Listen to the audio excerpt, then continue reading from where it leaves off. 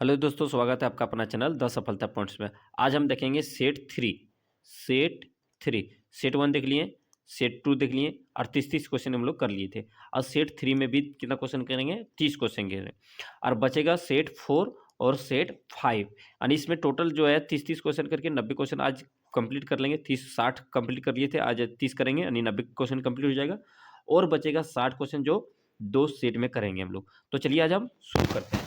तो पहला क्वेश्चन है, निम्नलिखित में से कौन विस्थापन अभिक्रिया का उदाहरण है? यानी इसमें से बताया, चार ऑप्शन दिया गया, चारों ऑप्शन से में से बताया गया कौन सा है विस्थापन अभिक्रिया है।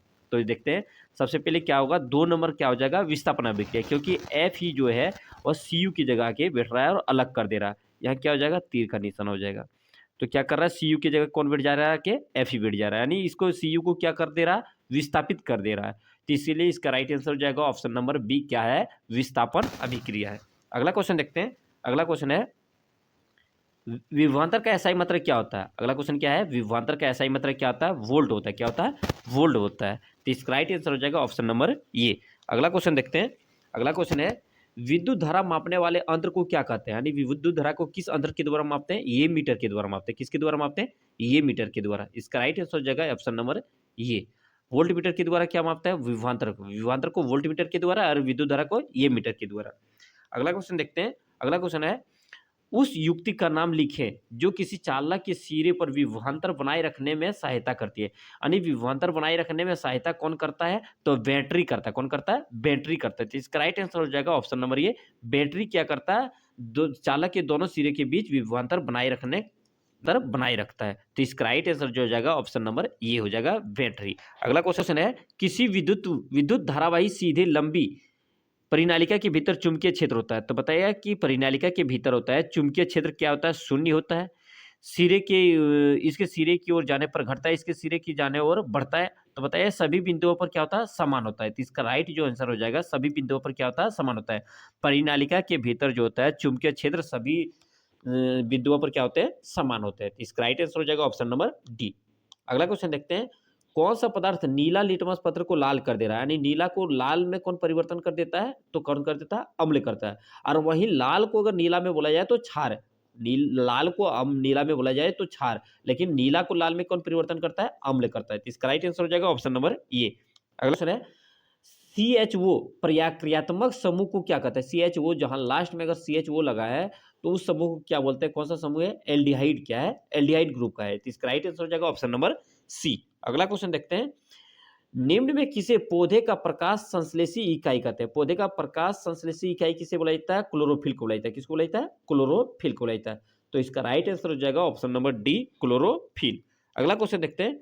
अगला क्वेश्चन है, अनॉक्सी श्वसन के फलस्वरूप क्या बनता है? अनॉक्सी श्वसन के दौरान क्या बोलता है? एथिल अल्कोहल बनता है। क्या बोलता है? Ethyl alcohol. यानी जिस समय ऑक्सीजन नहीं रहेगा और उस समय ग्लूकोज का विखंडन होता है, उसी को बोलता है अनॉक्सी श्वसन, और उस समय क्या बनता है? एथिल अल्कोहल बनता है। तो एथिल अल्कोहल। इसका राइट आंसर हो जाएगा ऑप्शन नंबर सी। अगला क्वेश्चन है, नेत्र में प्रवेश करने वाले प्रकाश की मात्रा को कौन नियंत्रित करता है? कौन करता है? पुतली करता है। प्रकाश की मात्रा, नेत्र में प्रवेश करने वाले प्रकाश की मात्रा को कौन नियंत्रित करता है? पुतली करता है। तो इसका राइट आंसर हो जाएगा ऑप्शन नंबर ए। अगला क्वेश्चन देखते हैं। अगला क्वेश्चन है, किसी दृष्टि दोष में वस्तु का प्रतिबिंब रेटिना के पीछे बनता है। मतलब किस दृष्टि दोष में वस्तु का जो प्रतिबिंब है रेटिना के पीछे बनता है? तो दीर्घ दृष्टि दोष में। दीर्घ दृष्टि दोष में क्या आता है? वस्तु का प्रतिबिंब रेटिना के पीछे बनता है। तो इसका राइट आंसर हो जाएगा ऑप्शन नंबर बी। क्वेश्चन देखते हैं, पौधे में वायवीय भागों में जल के वाष्प के रूप में निकलने की प्रक्रिया क्या कहलाता है? यानी वायवीय भागों से जल वाष्प के रूप में निकलने लगता है, उस प्रक्रिया को क्या कहते हैं? वाष्पोत्सर्जन बोलते हैं। क्या बोलते हैं? वाष्पोत्सर्जन बोलते हैं। तो इसका राइट आंसर हो जाएगा ऑप्शन नंबर डी, वाष्पोत्सर्जन। अगला क्वेश्चन देखते हैं। अगला क्वेश्न है, निम्न में कौन पादप हार्मोन है? यानी बताया गया, चार ऑप्शन दिया गया, चारों ऑप्शन में से बताया कौन सा एक पादप हार्मोन है? इंसुलिन नहीं है, थायरोक्सिन नहीं है, एड्रेलिन भी नहीं है, तो साइटोकाइनिन है। क्या हो जाएगा? साइटोकाइनिन। इसका राइट आंसर हो जाएगा ऑप्शन नंबर डी, साइटोकाइनिन क्या है? एक पादप हार्मोन है। अगला क्वेश्चन देखते हैं। अगला क्वेश्चन है, निम्न में किसे बर्थ हार्मोन कहा जाता है? यानी जन्म का हार्मोन किसे बोला जाता है? तो ऑक्सीटॉक्सिन। क्या बोला जाता है? ऑक्सीटॉक्सिन। तो इसका राइट आंसर हो जाएगा ऑप्शन नंबर बी, ऑक्सीटॉक्सिन को क्या बोला जाता है? बर्थ हार्मोन बोला जाता है। क्या बोला जाता है? Birth hormone. अगला क्वेश्चन देखते हैं। अगला क्वेश्चन है, अंडाणु निषेचित होता है। अंडाणु कहां पर निषेचित होता है? यानी शुक्राणु, शुक्राणु और अंडाणु दोनों का जो निषेचन होता है वह कहाँ होता है, तो कहाँ पर होता है, फिलिपियन ट्यूब में होता है, यानी अंडवाहिनी में होता है। क्या होता है, अंडवाहिनी में, अंडवाहिनी में, अंडवाहिनी बोले या तो इसको फिलिपियन नलिका बोले। तो इसका राइट आंसर हो जाएगा ऑप्शन नंबर डी हो जाएगा। अगला क्वेश्चन है, पूर्ण विकसित अंडाशय कहलाता है, पूर्ण विकसित अंडाशय क्या कहलाता है, फल कहलाता है। क्या कहलाता है, फल कहलाता है। यानी जब अंडाशय अंडाशय पूरी तरह से जब विकसित होता है उसे क्या कहते हैं, फल। यानी आप बोलेगा तो फल का निर्माण कहाँ से होता है, अंडाशय से होता है। और वही बोलेगा क्या, बीज का निर्माण कहाँ से होता है, बीजांड से होता है। कहाँ से होता है, बीजांड। बीजांड से किसका निर्माण होता है, बीज का निर्माण होता है। और बोला जाए तो अंडाशय से किसका निर्माण होता है, फल का, अंडाशय से। तो इसका राइट आंसर हो जाएगा ऑप्शन नंबर ये हो जाएगा, फल का निर्माण होता है। अगला क्वेश्चन देखते हैं।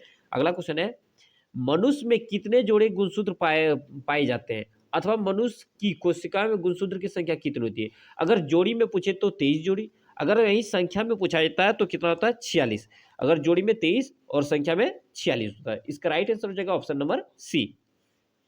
अगला क्वेश्चन है, ग्लोबल वार्मिंग के लिए उत्तरदायी गैस है। ग्लोबल वार्मिंग के लिए कौन सी गैस उत्तरदायी है, तो CO2। कौन सी गैस, CO2 के कारण क्या होता है, ग्लोबल वार्मिंग होता है। तो इसका राइट आंसर हो जाएगा option number C. Global warming के लिए कौन सी गैस उत्तरदायी है, CO2।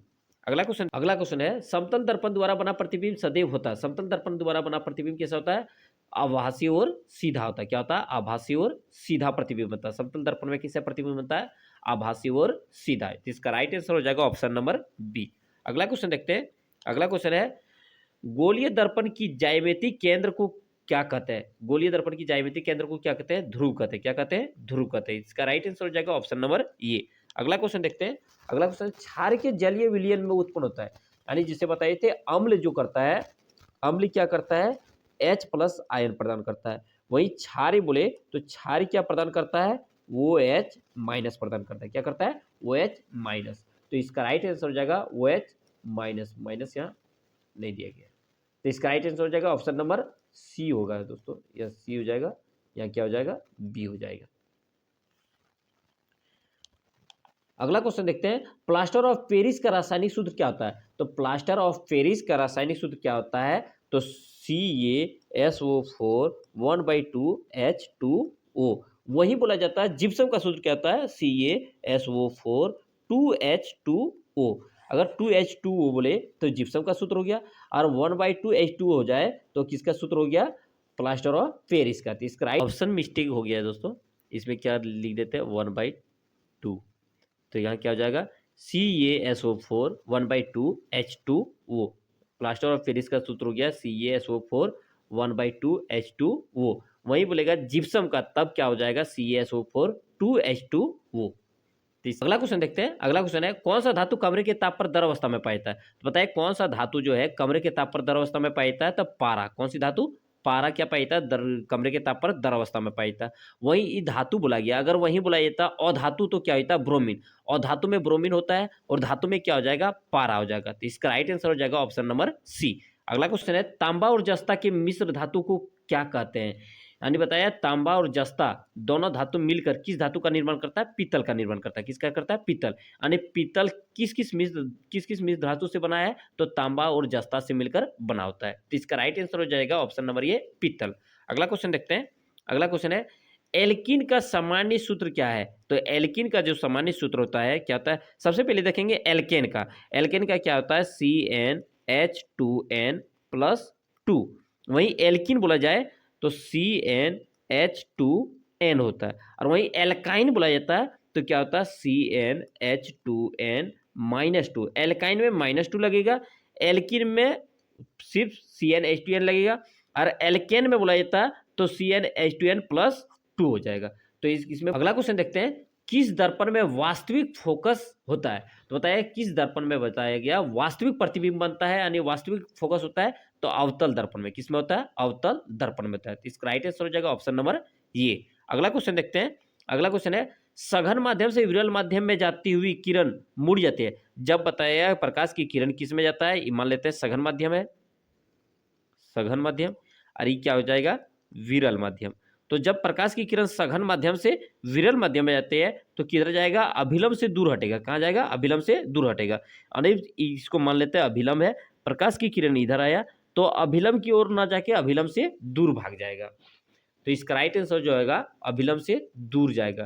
तो option number B right answer हो जाएगा। क्या? Option number B. अगला क्वेश्चन देखते हैं। अगला क्वेश्चन है निम्नलिखित में से किस रंग का तरंगधर सबसे अधिक होता है? तो बताइए सबसे अधिक तरंगधर किस रंग का होता है? तो लाल रंग का होता है। किसका होता है? लाल रंग का। सबसे कम होता है तो बैंगनी का। सबसे कम किसका होता है? बैंगनी रंग का क्या होता है? सबसे कम होता है तरंगधर। और सबसे अधिक बोला जाए तो लाल रंग का तरंगधर सबसे अधिक होता है। इसका राइट आंसर हो जाएगा ऑप्शन नंबर ये। अगला क्वेश्चन एक अभिक्रिया दिया गया है, इसमें बताया गया है किस प्रकार की अभिक्रिया है। तो इसमें देखेंगे Zn जो है इस Cu को क्या कर दे रहा है? इसके यौगिक से विस्थापित कर दे रहा है। यानी Cu की जगह क्या बैठ जा रहा है? कि Zn बैठ जा रहा है। तो इसको क्या कर दे रहा है? Cu को विस्थापित कर दे रहा है। तो इसमें कौन सा अभिक्रिया हो जाएगा? विस्थापन अभिक्रिया हो जाएगा। तो विस्थापन अभिक्रिया ऑप्शन में नहीं है। इसका राइट आंसर हो जाएगा क्या? विस्थापन। विस्थापन अभिक्रिया हो जाएगा। ऑप्शन क्या है? ऑप्शन नंबर एक भी ऑप्शन राइट नहीं है, इसलिए इसका राइट आंसर हो जाएगा विस्थापन अभिक्रिया। क्योंकि यहाँ क्या कर दे रहा है? Cu को क्या कर दे रहा है? इसके यौगिक से अलग कर दे रहा है। और Cu की जगह आके कौन बैठ जा रहा है? Zn बैठ जा रहा है। अगर यौगिक को अलग कर दे रहा है उसके यौगिक से, तो उसको क्या बोलेंगे? विस्थापन अभिक्रिया हो रहा है। अगला क्वेश्चन देखते हैं। अगला क्वेश्चन है चिप्स की थैली में कौन सी गैस भरी जाती है? यानी चिप्स की थैली में जो है किस प्रकार की गैस भरी जाती है? तो नाइट्रोजन गैस भरा जाता है। कौन सा गैस भरा जाता है? Nitrogen gas. क्योंकि नाइट्रोजन जो गैस है वह क्या करता है? खाद्य पदार्थ को खराब होने से बचाता है। इसका राइट आंसर हो जाएगा option number B nitrogen gas. तो इस वीडियो में कुल 30 क्वेश्चन देख लिए। तो इस वीडियो में इतना ही। अगर वीडियो अच्छा लगे तो लाइक और चैनल को सब्सक्राइब जरूर कीजिएगा। Thank you.